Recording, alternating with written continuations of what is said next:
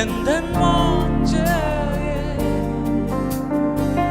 உம்மை போல் யாருண்டு?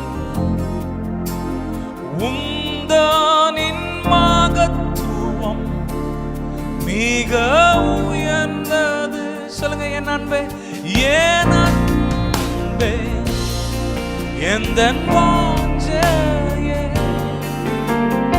உம்மை போல் யாருண்டு? அப்பா, உந்தனின் மகத்துவம் மிக உயர்ந்தது. வீணி வெள்ளி எனக்கெல்லாம் நீ இயேசுவே. எத்தனை பேர் ஆண்டவரை பார்த்து சொல்வீங்க?